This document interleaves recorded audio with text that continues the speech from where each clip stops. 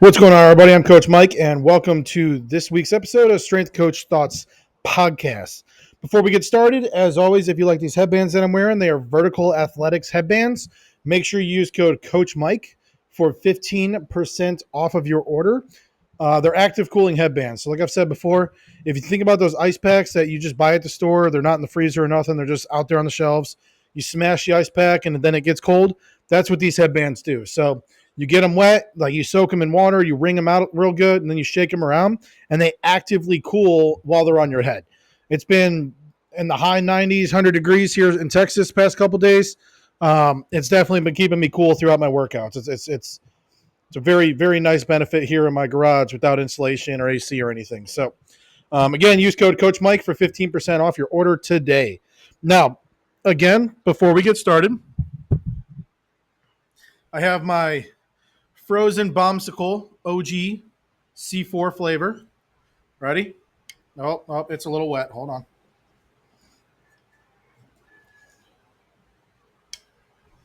Hold on. I have to get a opening assistance device. All right. Ready? Oh, tell me a better sound in the world. Cheers.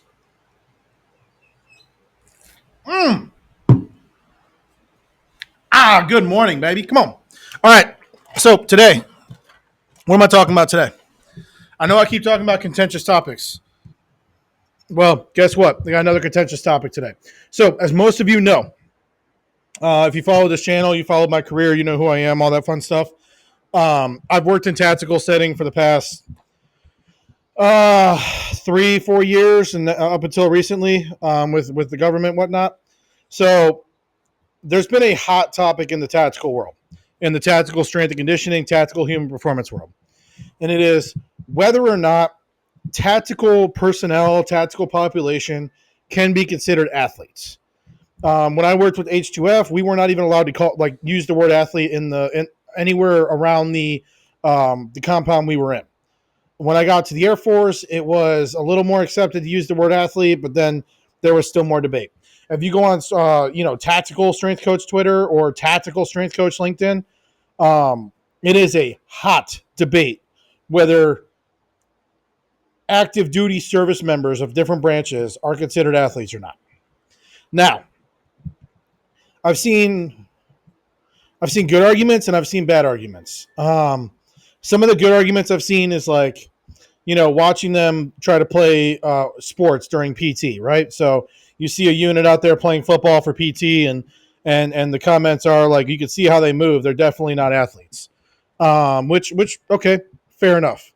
I disagree with that, but fair enough.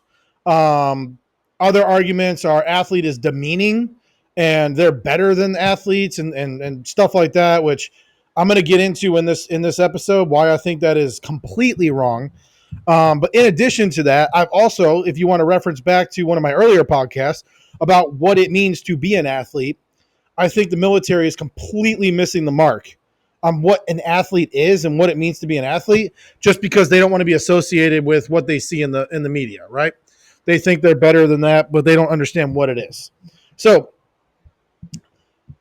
long story short, do I think tactical population are considered athletes? Absolutely. Yes. And that is the messaging we need to have. We are going to fail in tactical strength and conditioning. And we're already seeing it with H2F. We're seeing it with, the government cuts, where the government's basically forced to figure it out in the absence of, human performance professionals. We're seeing the decline in tactical. We're chomping at the bits for it. We're slowly getting back with it, but the messaging is incorrect. If we are not saying these people are athletes and they need everything that comes with that, which I'm going to get into, then why are we there? We don't need to be there in the military's eyes. If they're not athletes, well, then they don't need people that train athletes to be there. They don't need athletic trainers, which we're seeing that problem now. The dietitians are luckily Army or military officers, so they're there because the military is paying them to be there as their military job. We're seeing strength coaches being cut through different programs because we're not, they're not athletes. We don't need to train them like athletes. It is a messaging issue. It is a values issue, right? So let's talk athletic training, right? We know in September, athletic trainers are out of the military. Out of the Army. They're out of the H2F program. They're no more. They're trying to free up room for more strength coaches, which is good because the strength coaches are being utilized more. However, the messaging was incorrect, where they're getting rid of the athletic trainers to hire more strength coaches and just passing those responsibilities to the strength coach. I don't know if you're aware, but strength coaches are not athletic trainers. There are some cross-trained athletic trainers that went strength and conditioning, but not every strength coach can do what an athletic trainer does. They're two separate things. Now, there could be a whole nother podcast episode on why athletic trainers should not be called athletic trainers. They're not training athletes. And I know it's kind of silly for people in sports to hear it that way, but the people that are not in sports that are making these decisions are looking at it and saying, you're an athletic trainer and you're not training athletes. What are we paying you for? So I know that's a whole conversation on the AT side that's being discussed. But yes, ATs, I'm sorry, you guys need to change your names. You really do. You really do. Whatever nonsense legislation you want to talk about, why we can't do it and all that. If you guys value your career future, I would change the name. Athletic medicine. There you go. You're acute care specialist in athletic medicine. You do, acute injuries. You do rehabilitation on the back end. I mean, call it medicine, athletic medicine. Anyway, I'm on a tangent now. So the H2F program is getting rid of athletic trainers, and they're taking that money and hiring more strength coaches, supposedly. There's also rumor that when the Serco contract is up, the H2F program is not renewing strength and conditioning coaches either. So who knows what the future is of that program. But the reason that program is failing and the program is doomed to fail is because of the messaging. There's a lot of professionals in H2F that are letting the military walk all over them because the customer is always right. I'm sorry to tell you, but some full bird colonel who's never done strength and conditioning in his life or has never done human performance, who's been an infantry officer his whole career, does not understand the dichotomy of how H2F works. So to say they're always right is just incorrect. You are the professional. If you're the program director for H2F for your unit, for the brigade you're at or the unit you're with, you are the expert. You are the one that needs to step in and say, respectfully, sir, no, that's not how this program works. That's incorrect. And we are having a lot more of that. And my program director when I was at H2F was phenomenal. She fought for us left and right, everything that we could possibly get in the face of a commander and sergeant major who could care less about us. So, how does this relate to them being athletes? So, going back to my episode previously about what it means to be an athlete. If we want to say they're a soldier and they're not an athlete, well, what kind of messaging comes with being a soldier? Nicotine, energy drinks, caffeine, poor sleep, a lot of work, multiple divorces, beating the wife, that kind of stuff, right? The military stereotype. And sorry, if you're not in the military world, I'm in the military world. I was in the Marines, got my flag up here. Wow, this camera is all wank. I was in the Marines. I've seen it firsthand. I've worked with the Army now, and I've worked with the Air Force. I've done everything but the Navy, but I was around plenty of Navy while I was in the Marines. I've done everything but Space Force. So, and Coast Guard, but Homeland Security, DOD, who knows?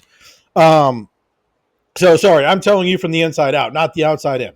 So when we start talking about what it means to be an athlete, and again, I'm not going to recap the whole video, but we're talking about somebody who prioritizes sleep, recovery, nutrition, hydration, mobility, whole-rounded fitness. They're not just coming into PT every morning doing a CrossFit WOD or going for a 12-mile run, like on a whim. There's actually structured programming to benefit the goals of the unit or benefit the PT goals or benefit the goals of the individual. We don't have to worry about a body composition program because if the narrative is they're athletes, well, now the narrative becomes, and this is why the Marines do it so well, it's a culture of fitness. It's a culture of being a Marine. And what it means to be a Marine is you are a lethal warfighter at all times. Your fitness does not waver. You're because of that, you're making proper dietary choices to be in line with the fitness and the job you're required to do.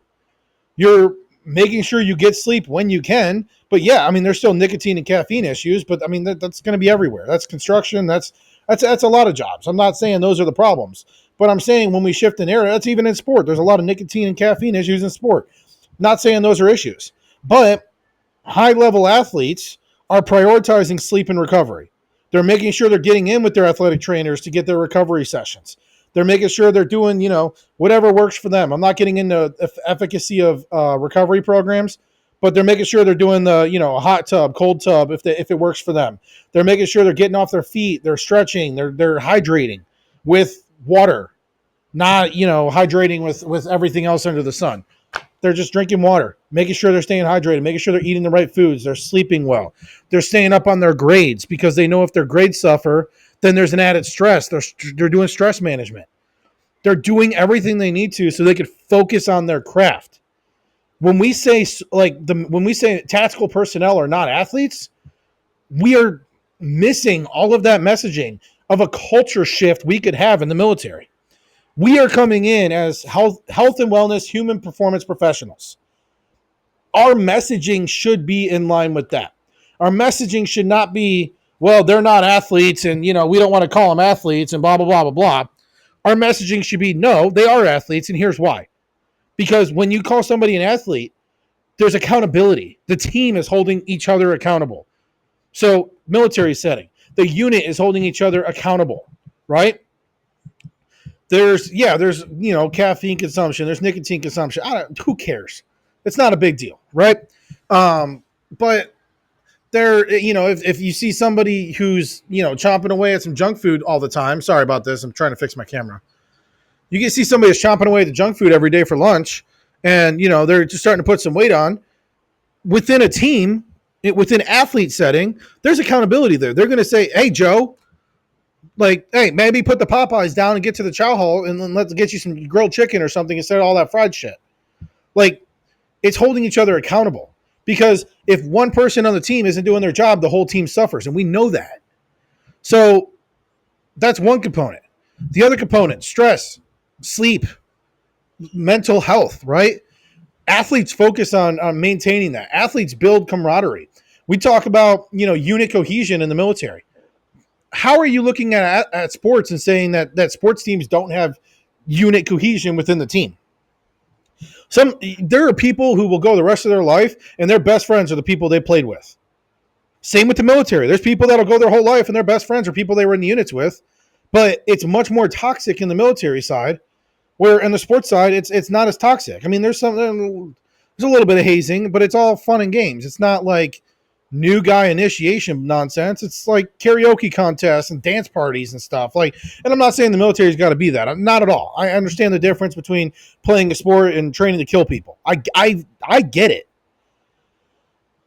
But there's a lot of bullshit that the military goes through that just erodes team cohesion, or it's fake morale, or it's young guys coming in and they're just doing it because they don't want to get yelled at again or get in trouble. You're not building cohesion that way. You're scaring them into compliance, which better compliance, as we know with my leadership talks I've posted, comes from being a good leader, not just scaring them into following you. So anyway, so we look at nutrition, we look at sleep and stress, right? Then we look at fitness component. PT can actually be organized around stay with me here. If you're a tactical coach and you're like, oh, we can't periodize program, we can't program around all the training and blah, blah, blah. Yes, you can. Yes, you can. If you have 2 days a week and they have 2 days a week, I mean, granted, the military is easier because they can't cancel, lifting. They can't. PT is mandatory for 99% of the units I've been a part of. There is no, oh, sorry, we can't get to it today. We'll get to it. No. I worked with supply companies. I worked with infantry companies or battalions. I worked with special warfare training. PT is mandatory everywhere. Doesn't matter. So you have guaranteed training sessions, usually 5 days a week, Monday through Friday, usually. Yes, there are field exercises they go on for multiple weeks at a time. Not arguing that at all. When I was at H2F, we had the opportunity to go in the field and train them if we wanted to. If the unit requested that, we could go out in the field and use ammo cans, tires, odd object stuff, and put them through a personal training session while they were in the field. Check with your units, see if that's something they want to do. But don't come to me and say I can't periodize my programming because their op tempo is too high. Like bullshit. Baseball, basketball, track and field. Those are the ones off the top of my head right now. They have such chaotic schedules throughout the season. They are some of the longest seasons and the most chaotic seasons. And you're telling me that there's strength coaches that can program for those seasons and you can't program around, battalion training events or company training events or stuff like that? When you have guaranteed 5 days a week PT, usually an hour and a half per day? Like, I'm sorry, I don't know you as a coach, but maybe shoot me a message. I can help talk to you about that. But I mean, there's programs out there. Even if you get 2 days a week, whole body training. What are we talking about? You get 3 days a week, 2 days are whole body resistance training, 1 day's your run. That's all we really need to maintain aerobic fitness. But I'm on a whole nother tangent. But when we start creating the narrative that the tactical population are athletes, we are creating the narrative around the culture of being an athlete. And that's what I think is important. I think that's what I think keeps human performance professionals in the conversation. It's what keeps human performance professionals employed with these organizations. And it's also what's going to contribute to the goals, the stated goals and missions of these programs, right? We are trying to create, in some, whatever wording you want to call it with different branches, but we're trying to create a more lethal warfighter, right? The way we do that is through sleep optimization, stress optimization, nutrition optimization, spiritual optimization, if that's your thing. Resistance training. We need to do resistance training. The military is famous for calisthenics and running.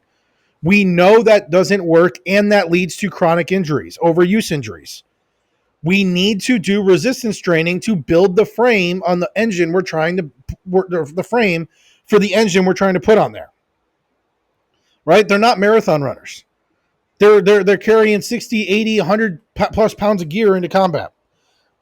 If they're 6 foot and $130, they're going to break. That's victim weight now, as Louis Simmons says. If they're under 200 pounds, they're victim weight. They're going to break. And like, I'm on a lot of tangents because this is a topic that just like, I spent 4 years in this field listening to a lot of smart people say stupid things.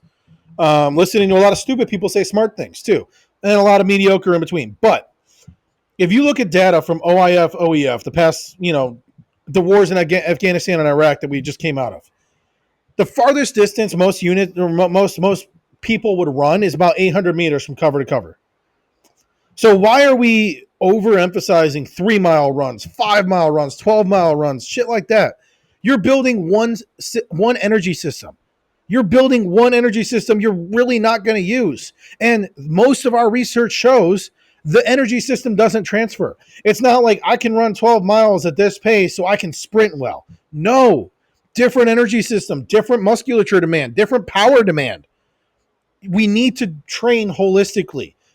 And that means resistance training, sprint training, change of direction training so our ligaments and tendons are exposed to different stress. We need the endurance training. We need calisthenics. We need all that. But what is this sounding like? This is sounding like training like an athlete. Because when you train like an athlete, you're increasing muscle mass, you're increasing bone density, you're improving ligament and tendon health because you're actually using them through full stretch shortening cycles. You're improving hormone production. You're improving nervous response. You're creating innervation into bigger muscles now. And it's not like the more muscles you get, like the worse you're going to be. Like, what? What world do we live in where the more fit you are, the less fit for duty you are?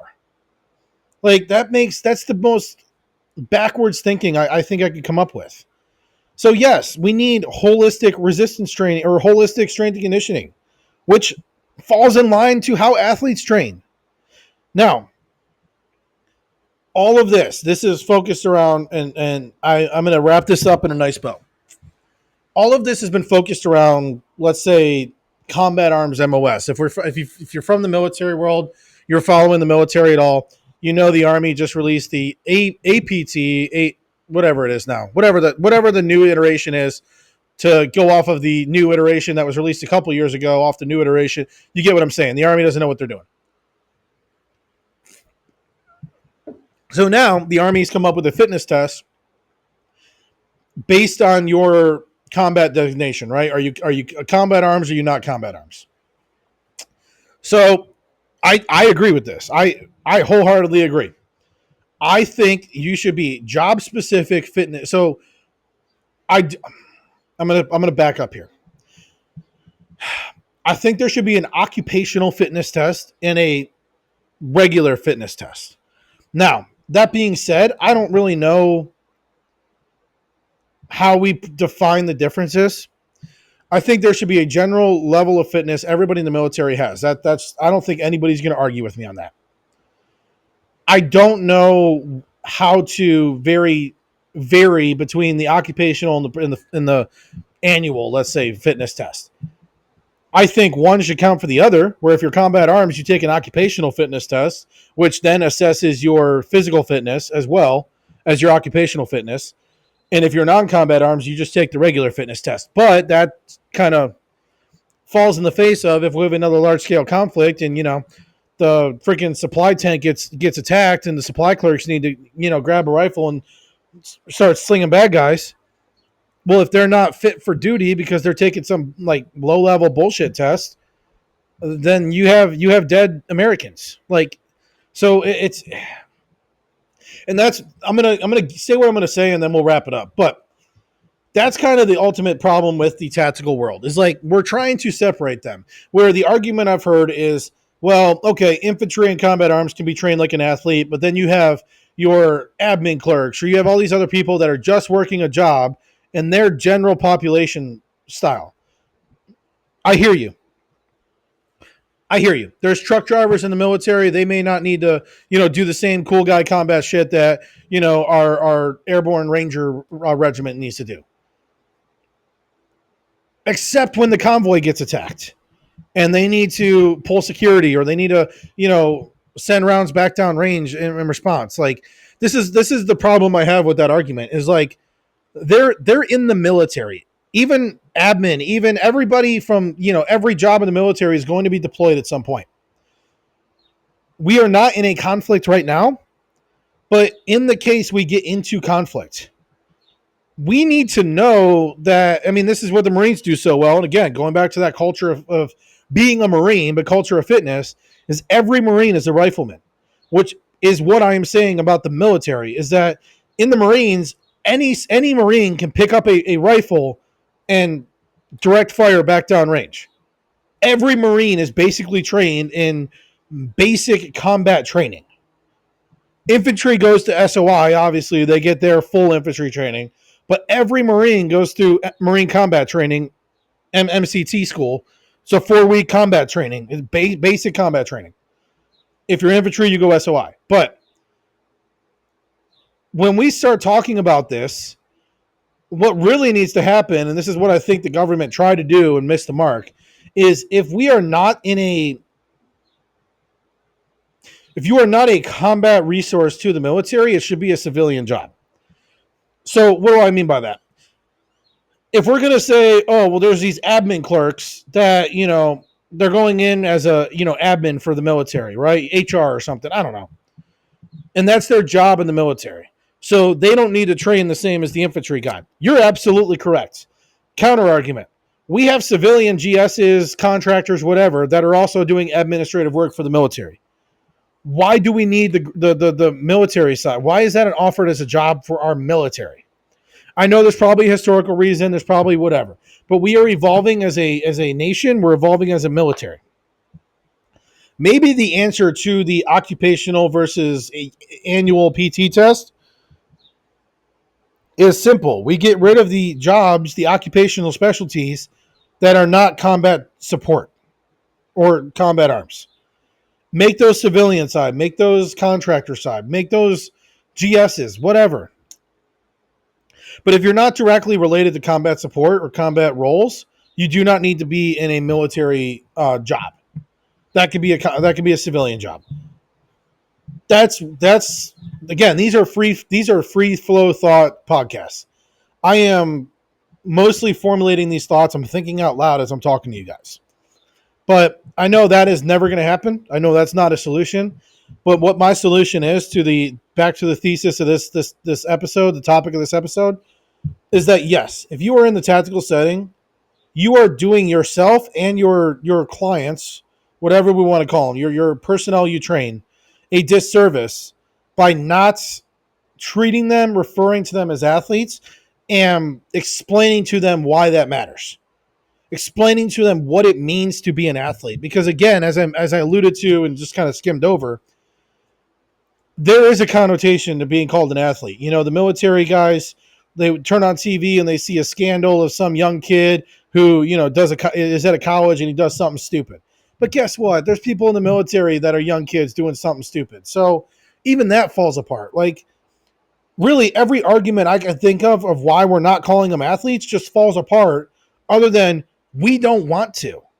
And then in that case, fine, but just understand you're leaving so much on the table behind culture setting, morale setting, just better health and wellness and a culture of health and wellness for your soldiers, for your personnel by doing that. Most people that join the military played sports when they were kids, or they were exposed to a sports environment. They were on a team of some sort. They know what that means. Stripping that away and trying to make that but relabel it just confuses people. Just treating them like athletes in the military as tactical athletes is the solution. Human weapon system is probably the dumbest thing I've ever heard. What are you talking about? So we're saying they're not athletes, but they're weapon systems? No, they're humans. Their athlete makes more sense than a weapon system. Weapon system, once you're done, you clean it, you put it away, it's done. There's minimal maintenance you need to do. Athlete needs to focus on sleep, stress, nutrition, strength and conditioning, recovery. Like, it's the holistic approach to the person. Calling them a weapon system just makes them a machine. It just takes the human element out of it, which then, yeah, the government's going to say, why do we need all these people here if they're human weapon systems? We just need them to, you know, function and operate. It's like, cool, but once they're done, what do you do? Clean them and put them in the storage in the ammo room? Like, what? Why are we going with that term versus athlete? Call them tactical athletes because that's what they are, and create the culture of excellence that the military used to be known for. As always, I'm Coach Mike. This is Strength Coach Thoughts. If you like the headbands I wear, verticalathletics.com. Use code Coach Mike for 15% off. Cheers. I'll see y'all in the next one.